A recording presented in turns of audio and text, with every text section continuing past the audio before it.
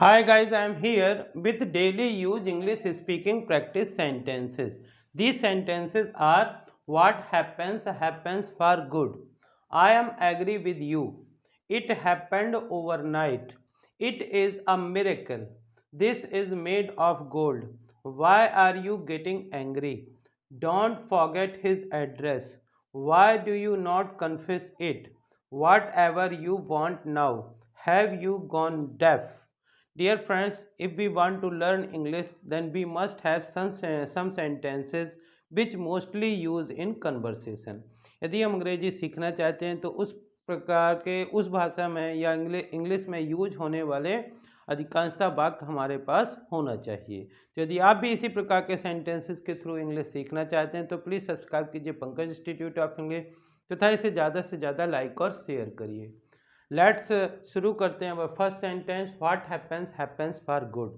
कभी कभार हमारे साथ कुछ ऐसा हो जाता है जो हमको उस टाइम पे अच्छा नहीं लगता है, लेकिन कहते हैं कि जो कुछ भी होता है अच्छे के लिए होता है। इसी को इंग्लिश में बोलते हैं what happens for good.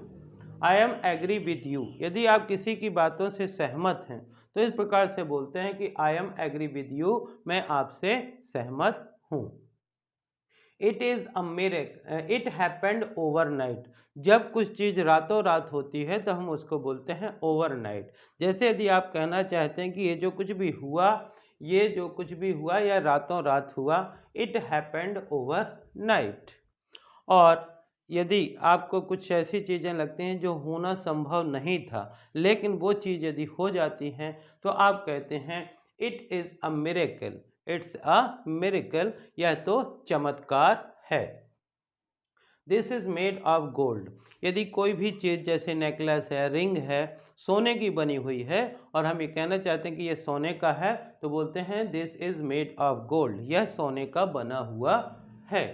Y are you getting angry. जब आप किसी के सामने उसकी असलियत रख देते हैं या कुछ सच उसके सामने पेश करते हैं और वह गुस्सा होने लगता है तो आप कहते हैं आप गुस्सा क्यों हो रहे हैं। Why are you getting angry. आप नाराज़ क्यों हो रहे हैं, आप गुस्सा क्यों हो रहे हैं। Why are you getting angry. Don't forget his address. किसी को आप किसी का एड्रेस देते हैं और बोलते हैं वहाँ चले जाओ, बोलते हैं कि इसको नोट कर लो, उसका पता भूल मत जाना। तो उसका पता मत भूलना, don't forget his address. Why do you not confess it. कई बार ऐसा होता है कि किसी चीज़ को आपसे गलती होती है लेकिन आप उसको स्वीकार नहीं करते हैं, और जब स्वीकार नहीं करते तो आगे भी होने की संभावना होती है। इसीलिए कहते हैं यदि कुछ हुआ है तो आप इसे स्वीकार क्यों नहीं करते। Why don't you confess it. और जब जो कुछ आप चाहते हैं, हमको ये कहना वाट एवर यू वांट। जो जो कुछ आप चाहते हैं या आप जो जो कुछ चाहते हैं तो इसको बोलेंगे वाट एवर यू वांट नाउ। और जब हम किसी को लगातार कुछ आवाज़ देते हैं, बुलाते हैं, कुछ कहना चाहते हैं और वो सुनता नहीं है तो हम कहते हैं कि क्या तुम बहरे हो गए हो। Have you gone deaf. Have you gone deaf, क्या आप बहरे हो गए हैं।